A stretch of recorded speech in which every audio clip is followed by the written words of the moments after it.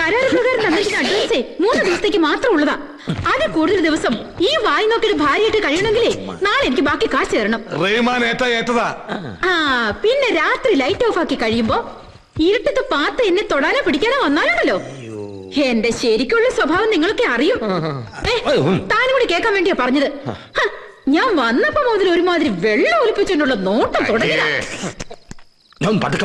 ഓ, എന്തൊരു മാന്യന്മാര്. റഹ്മാനെ നീ വിളി വിളിച്ചോണ്ട് പോണ്ട. തരാനുള്ള കാശ് തന്നാ ഞാനിവിടുന്ന് പോയേക്കാം. എത്രയാന്ന് വെച്ചാൽ വാങ്ങിച്ചിട്ട് ഇപ്പൊ തന്നെ ഇറങ്ങിക്കോളാം. ഞാൻ വേണമെങ്കിൽ ഇപ്പൊ അവളെ വിളിച്ച് പോവാം. പക്ഷെ അതിന്റെ പിന്നാലെ നിങ്ങൾ ഇറങ്ങേണ്ടി വരും. അപ്പൊ ഞാൻ നിക്കണോ പോണോ?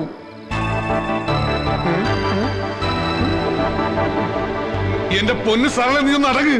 പോകണ്ടെങ്കി വേണ്ട, എന്നെ കോട്ടയും എടുക്കും. Coat, over coat. 2 പരപുരുഷന്മാരുടെ ഇടയിൽ ഒറ്റക്ക് താമസിക്കണ്ടല്ലേ? സരളെ മോനെ, ഞാൻ കൂടെ പോണോ? ഇവിടെ ഇതാ കോട്ട, കോട്ട.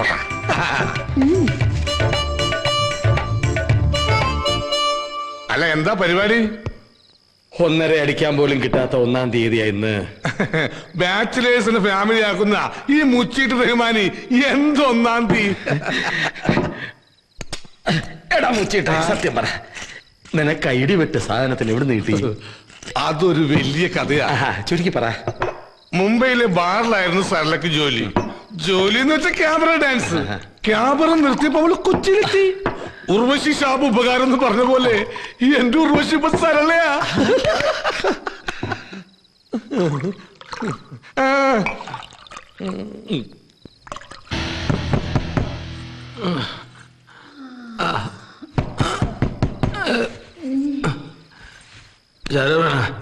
ശരവണ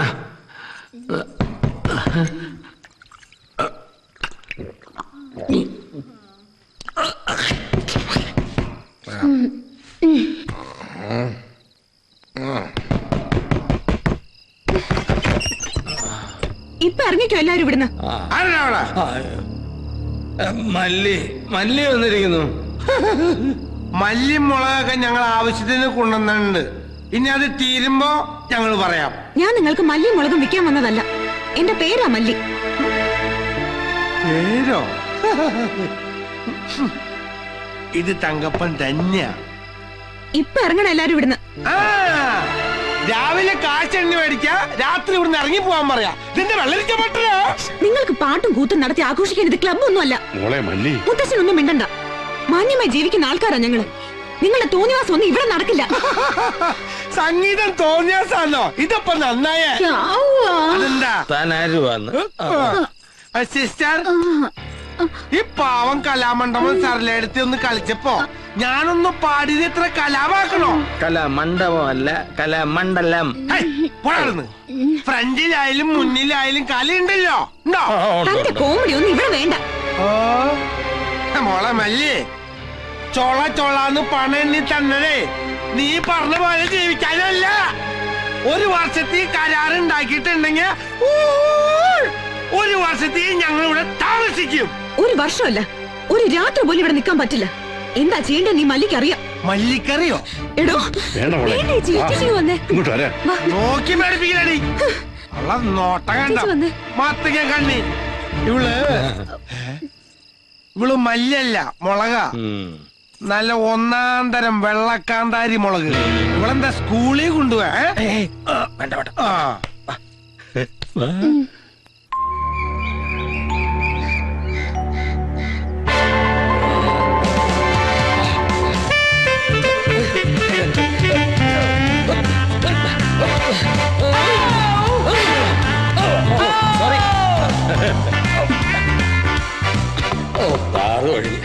ഈ വെളുപ്പകാലത്ത് ആരാണോ? ആരാത്? ആ മല്ലിയും കടുകായിരിക്കുള്ളൂ. ചേട്ടന് ഈ രൂപത്തിൽ കണ്ട അവര് ഞെട്ടിത്തെറിക്കും. ഞാൻ പോയി തുറക്കവാതില്ലേ. 1 കൊല്ലം ഇവിടെ കഴിയാനുള്ളതാ. ഇപ്പോഴേ പിള്ളേര് നിലയ്ക്ക് നിർത്തിയില്ലെങ്കിൽ ഇന്നലെ വന്നു കയറി നിരങ്ങി പോലെ അങ്ങ് നിരങ്ങും. ഓ, ഇതൊരു കീറാമുട്ടാണല്ലോ. അല്ല വേണ്ട, താൻ പോയി തുറക്ക്. എന്റെ ഈ സ്റ്റീൽ ബോഡി കാണിച്ച ശരിയാവില്ല. കെട്ടുപ്രായം കഴിഞ്ഞേക്കുന്നത് പിള്ളേരാ. പലതും അറിയാതൊക്കെ തോന്നിപ്പോ. സരളെ good morning sir. Good morning. ഇറങ്ങി വേണം. എന്താണ് നിന്റെ പേര്? മുജീബ് റഹ്മാൻ.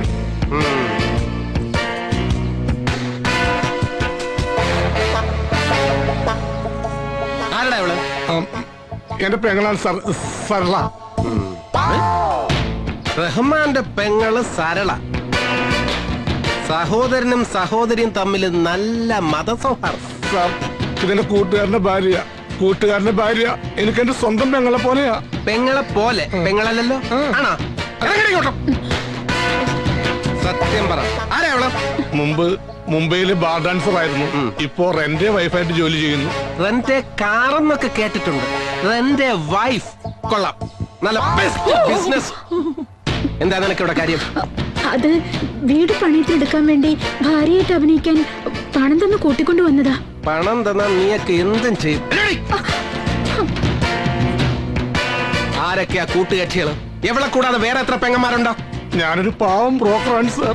അത് വൈഫിനെ റെന്റിന് വിട്ടപ്പോഴേ മനസ്സിലായി. അയ്യോ, ഇതെന്റെ വൈഫല്ല സാർ, എനിക്ക് റിയൽ എസ്റ്റേറ്റാ. റിയലി? റിയൽ അല്ല സാർ, റിയൽ എസ്റ്റേറ്റ്. കളിയാക്കളാ?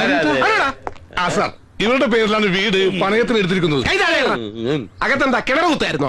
എക്സർസൈസ്. നീയൊക്കെ കൂടെ ഇവിടുത്തെ പെണ്ണുങ്ങളെ റെഡ് സ്റ്റേറ്റിൽ എത്തിക്കില്ലടാ. വകുപ്പ് ഇമ്മോറൽ ട്രാഫിക്കാ. എന്താണ് വിളിക്കൂടെ പണി? കോൺട്രാക്ടറാ? അല്ല, പച്ച കള്ളാണ് സർ. ഇന്നലെ ഇയാൾക്ക് ബിസിനസ് ആണെന്നാ പറഞ്ഞത്. Thank you for that valuable information. കേസിൽ വലിയ തുമ്പുണ്ടാക്കുന്ന ഒരു പോയിന്റ് ആ കുട്ടി പറഞ്ഞത്.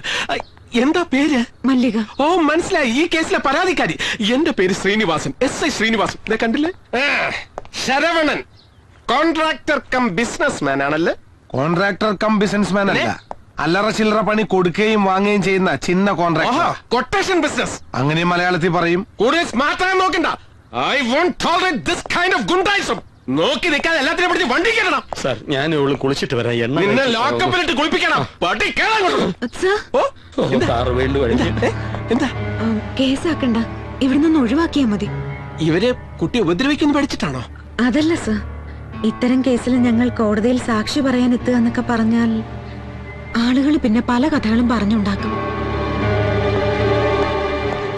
എന്താ ഇവിടെ തന്നെ നിന്ന് കളഞ്ഞത്? മതി താമസം. പെട്ടിയും പ്രമാണം ഇറങ്ങിയല്ല. അങ്ങനെ ഒഴിയാൻ പറ്റില്ല. ഈ വീട് 1 വർഷത്തേക്ക് കരാർ എഴുതി പണയത്തിനെടുത്തവനാ ഞാൻ. കാലാവധി കഴിയാതെ ഇറങ്ങേണ്ടെന്നൊരു വകുപ്പുണ്ട് കരാറില്. ഹൗസ് ഓണർക്ക് താല്പര്യമില്ലെങ്കിൽ കോൺട്രാക്ട് ക്യാൻസൽ ചെയ്യാൻ വകുപ്പുണ്ട് അല്ലേ? ഒരു കാര്യം ചെയ്യൂ, ഇവരുടെ പൈസ എങ്ങ് തിരിച്ചു കൊടുക്കൂ. കാശിപ്പ കയ്യിലില്ല, കുറച്ചു ദിവസത്തെ അവധി തരണം. എന്ന് പറഞ്ഞാൽ എങ്ങനെയാ? കാശ് എന്നാ ഞങ്ങൾ ഇറങ്ങിക്കോളാം. പൈസ 1 2 അല്ല, 1 ലക്ഷം ഉറുപ്പിക.